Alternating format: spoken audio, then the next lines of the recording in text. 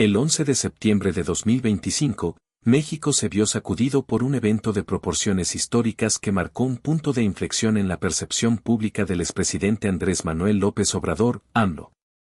Un atentado contra su vida, perpetrado en las afueras de su rancho La Chingada en Palenque, Chiapas, desató una tormenta de especulaciones y revelaciones que lo señalaron como el presunto líder de una vasta red de huachicol, el robo y tráfico ilegal de combustible, que ha drenado miles de millones de pesos de petróleos mexicanos, Pemex. Las acusaciones, respaldadas por investigaciones de la DEA, Administración para el Control de Drogas de Estados Unidos, y denuncias de opositores y activistas mexicanos, afirmaban que AMLO no solo tenía conocimiento de estas operaciones durante su sexenio, 2018 a 2024, sino que las dirigía desde las sombras, utilizando los recursos ilícitos para financiar campañas de Morena y consolidar un narcoestado. El atentado, que dejó a AMLO con heridas leves pero generó un impacto político monumental, fue interpretado como un intento de silenciar las investigaciones que lo vinculan con el crimen organizado. Este relato reconstruye los acontecimientos de aquel día, ampliando cada detalle para ofrecer una narrativa exhaustiva de un suceso que puso en jaque la narrativa oficial de Morena y encendió un debate nacional sobre corrupción, impunidad y el futuro de México. Era una mañana cálida y apacible en Palenque, Chiapas, donde AMLO, de 71 años, se había retirado tras concluir su mandato en octubre de 2024. Su rancho, un refugio modesto rodeado de selva y alejado del bullicio político de la Ciudad de México, era su santuario personal. Allí, solía pasear a caballo, leer libros de historia y grabar mensajes para sus seguidores en redes sociales, manteniendo su influencia como líder moral de Morena. La tranquilidad de la mañana del 11 de septiembre se rompió abruptamente a las 9 de la mañana. Cuando un convoy de 5 camionetas blindadas sin placas irrumpió en el camino de acceso al rancho. Un grupo de al menos 10 hombres armados, vestidos con uniformes tácticos que imitaban los de la Guardia Nacional pero carecían de insignias oficiales, descendió con rapidez y abrió fuego contra la seguridad privada de AMLO, un equipo de 8 militares leales que lo protegían desde su salida de la presidencia. El ataque, ejecutado con precisión militar, incluyó ráfagas de rifles de asalto AK-47 y AR-15, así como el lanzamiento de granadas de fragmentación que dejaron un saldo inicial de 4 guardias heridos, 2 de gravedad y un vehículo incendiado tras una explosión.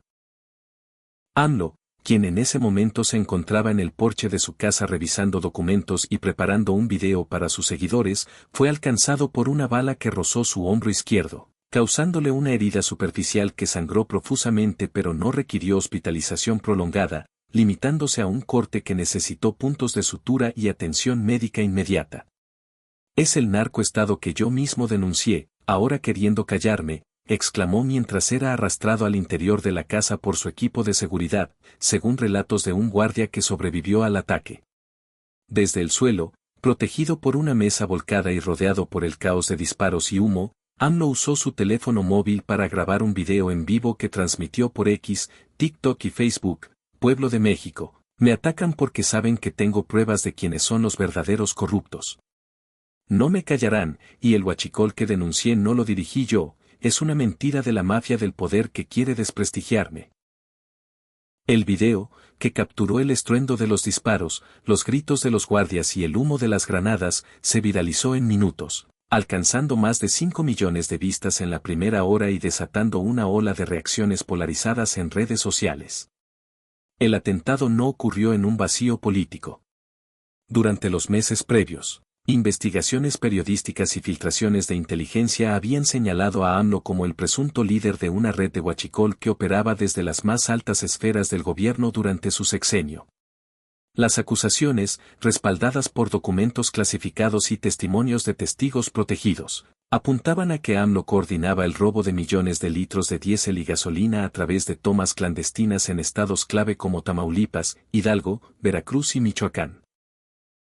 Estas operaciones, según las denuncias, se facilitaban mediante empresas fantasma que lavaban dinero y canalizaban fondos hacia campañas electorales de Morena en 2018, 2021 y 2024, asegurando la continuidad del partido en el poder. La DEA, en colaboración con la Unidad de Inteligencia Financiera, UIF, mexicana, había identificado transferencias bancarias sospechosas por cientos de millones de dólares vinculadas a operadores cercanos a AMLO, incluyendo a empresarios como Sergio Carmona, apodado el Rey del Huachicol, y Manuel Roberto Farías Laguna, sobrino del exsecretario de Marina Rafael Ojeda. Estos señalamientos sugerían que el huachicol fiscal, el contrabando de combustibles a través de aduanas con documentos falsos para evadir impuestos como el IEPS e IVA, generaba pérdidas estimadas en más de 177.000 millones de pesos anuales, una parte de los cuales presuntamente se destinaba a financiar la maquinaria política de Morena. Las acusaciones contra AMLO se intensificaron tras su salida de la presidencia, cuando la DEA comenzó a emitir alertas a las autoridades mexicanas solicitando información sobre sus movimientos financieros y contactos con empresarios ligados al crimen organizado. Un informe confidencial de la DEA, filtrado a medios internacionales, describía a AMLO como el jefe máximo de una estructura que no solo permitía el huachicol, sino que lo organizaba desde las oficinas de Pemex y la Secretaría de Marina, utilizando a funcionarios de alto nivel como intermediarios. Las investigaciones señalaban que durante su sexenio, AMLO había debilitado los controles internos de Pemex, permitiendo que tomas clandestinas se multiplicaran bajo la protección de elementos corruptos de la Guardia Nacional y la Marina. Estas denuncias fueron respaldadas por opositores como Ricardo Anaya del PAN, Carolina Vigiano del PRI y activistas como Carlos Manso, el alcalde de Uruapan, quien semanas antes había acusado a los hijos de AMLO, Andy y José Ramón López Beltrán, de operar redes de huachicol bajo la supervisión de su padre. El atentado en Palenque fue interpretado por diversos actores como una represalia directa contra AMLO, motivada por su presunto rol como líder del huachicol y la creciente presión internacional para investigarlo. En las semanas previas, la DEA había intensificado su búsqueda del expresidente, solicitando su comparecencia en interrogatorios confidenciales y rastreando cuentas bancarias en paraísos fiscales vinculadas a operadores cercanos. Un operativo reciente en Tamaulipas, que resultó en la detención de 14 funcionarios y empresarios, incluyendo a Farías Laguna, había desmantelado una red de huachicol fiscal que presuntamente reportaba a AMLO a través de intermediarios. Este operativo, coordinado entre la DEA, la FGR y la Secretaría de Marina, fue visto como un golpe directo al círculo cercano del expresidente, aumentando las tensiones con sectores criminales que podrían haberse sentido traicionados por la exposición de sus actividades. La respuesta inmediata al atentado vino de los habitantes de Palenque, muchos de los cuales consideran a AMLO un héroe popular por sus programas sociales y su discurso contra la mafia del poder. Alertados por el estruendo de los disparos y las transmisiones en vivo, decenas de campesinos, comerciantes y simpatizantes de Morena se congregaron en los accesos al rancho, armados con machetes, palos y teléfonos móviles para grabar el incidente. «No toquen a nuestro presidente. AMLO es del pueblo», gritaban mientras intentaban bloquear las camionetas de los agresores con carretas y troncos improvisados. Una comerciante local, que transmitía en vivo por TikTok, exclamó: «Quieren matar a López Obrador porque está contra los corruptos». Los videos capturaron el caos, el humo de las granadas, los disparos resonando en la selva y la imagen de AMLO, con sangre en su camisa, siendo protegido por sus guardias.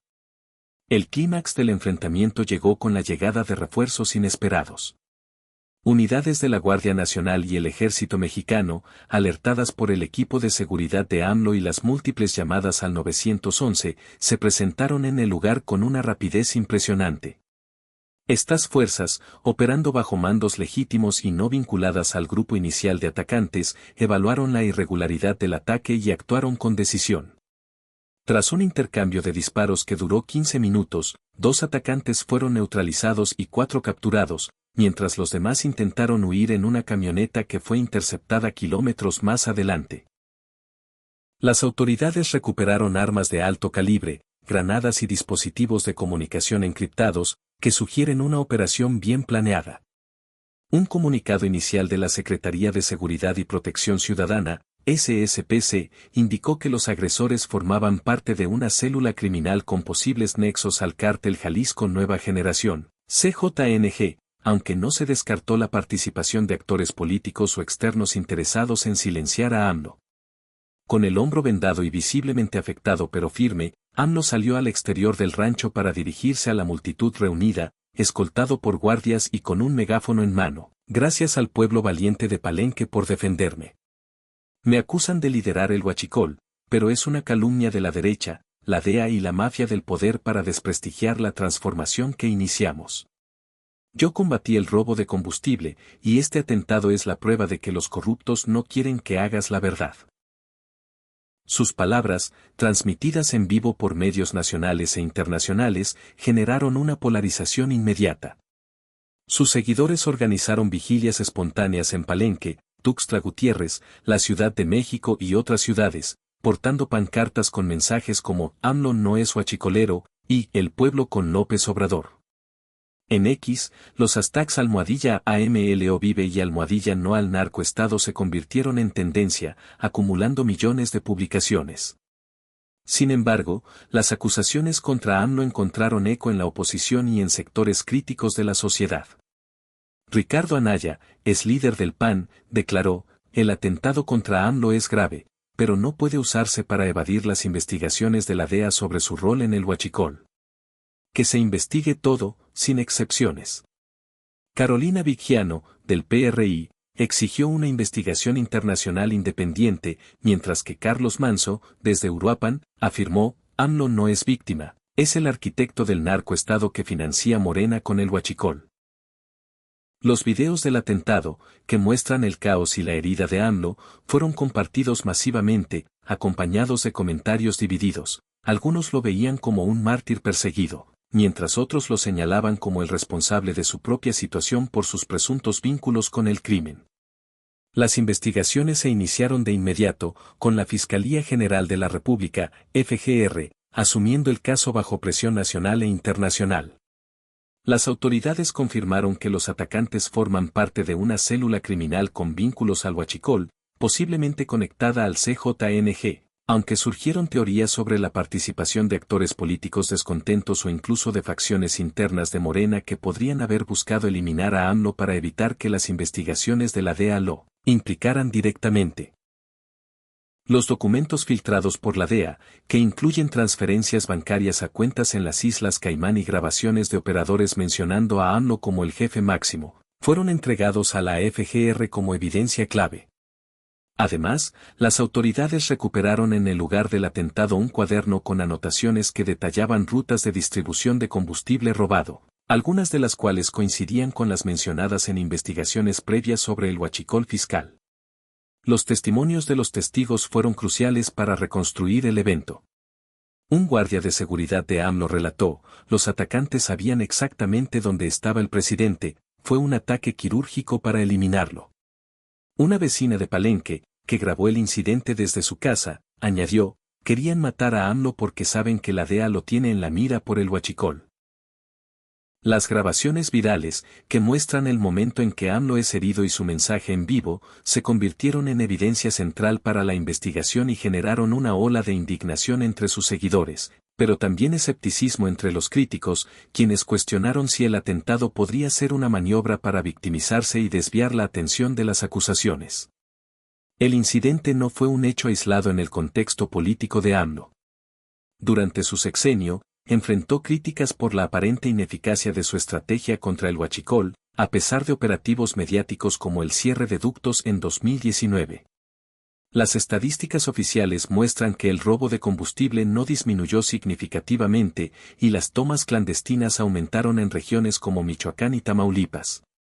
Las acusaciones de la DEA y de opositores como Manso señalaban que esta ineficacia era deliberada, permitiendo que el huachicol floreciera bajo la protección de funcionarios corruptos. AMLO, en sus conferencias matutinas, había negado repetidamente cualquier vínculo con el crimen organizado, calificando las acusaciones como golpes bajos de la derecha. Sin embargo, la detención de operadores clave como Carmona y Farías Laguna, junto con las filtraciones de la DEA, habían debilitado su narrativa. La respuesta de la comunidad fue abrumadora y reflejó la profunda polarización del país. En Palenque, cientos de simpatizantes de AMLO se reunieron en la plaza principal para realizar vigilias, portando velas y pancartas con mensajes de apoyo. En la Ciudad de México, organizaciones afines a Morena convocaron marchas masivas, acusando a la DEA y a la oposición de orquestar el atentado para desestabilizar al país. AMLO es el pueblo, no un huachicolero, exclamó un líder comunitario durante una manifestación en el Zócalo. Sin embargo, en redes sociales, usuarios opositores compartieron análisis que vinculaban el atentado a posibles ajustes de cuentas dentro del crimen organizado, sugiriendo que AMLO podría haber perdido el control de las redes que presuntamente protegía. Los hashtags #AMLeonarco y #Justicia para México compitieron con los de sus seguidores, reflejando un país dividido. Los medios nacionales e internacionales dieron una cobertura extensiva al suceso. Periódicos destacaron la gravedad del atentado y las acusaciones contra AMLO, mientras que analistas políticos debatieron si el evento fortalecería su imagen como víctima o aceleraría las investigaciones en su contra. Un columnista escribió, el atentado contra AMLO es un reflejo del México que dejó, un país donde el huachicol y la corrupción se entrelazan con el poder. Medios internacionales señalaron la presión de la DEA como un factor clave, comparando el caso con investigaciones similares contra líderes latinoamericanos en el pasado. Expertos en seguridad advirtieron sobre los riesgos de escalada en un país donde el crimen organizado ha permeado las instituciones, sugiriendo que AMLO refuerce su seguridad y coopere con las investigaciones para aclarar su situación. El gobierno de Claudia Sheinbaum, sucesora de AMLO, emitió un comunicado condenando el atentado y prometiendo una investigación exhaustiva, pero evitó mencionar directamente las acusaciones de huachicol. Entre las medidas anunciadas se incluyen el reforzamiento de la seguridad en ductos de Pemex, la implementación de tecnología de monitoreo satelital y una mayor colaboración con la DEA para desmantelar redes de huachicol fiscal. Sin embargo, AMLO, desde su rancho, calificó estas medidas como insuficientes y acusó al gobierno de ceder ante presiones extranjeras. Los agresores capturados permanecen bajo custodia, y las autoridades encontraron en su posesión documentos que sugieren órdenes de actores políticos o criminales de alto nivel, aunque los detalles se mantienen bajo reserva. AMLO, a pesar de la herida, retomó sus actividades públicas el 12 de septiembre, grabando un nuevo video desde Palenque, no me doblegarán. Seguiré defendiendo al pueblo y desenmascarando a la mafia del poder que inventa estas acusaciones de huachicol. Sus palabras reavivaron el apoyo de sus bases, pero también intensificaron las demandas de la oposición para que sea investigado. El incidente desató un debate nacional sobre la corrupción en el sector energético, los vínculos entre el gobierno y el crimen organizado, y la credibilidad de las instituciones. Comunidades en Chiapas, Michoacán y otros estados afectados por el huachicol comenzaron a organizarse, proponiendo redes de vigilancia ciudadana y aplicaciones de denuncia anónima para monitorear ductos. El atentado fortaleció la narrativa de AMLO como víctima para sus seguidores, pero también dio oxígeno a las acusaciones de la DEA y la oposición. Persisten preguntas cruciales: ¿podrá AMLO desmentir las acusaciones de liderar el huachicol? ¿Quién ordenó el atentado? ¿El crimen organizado, actores políticos o una combinación de ambos? ¿Avanzarán las investigaciones internacionales sin represalias? La ciudadanía, dividida entre la lealtad a AMLO y la exigencia de transparencia, será clave en el desenlace de este capítulo que mezcla política, crimen y la lucha por la verdad.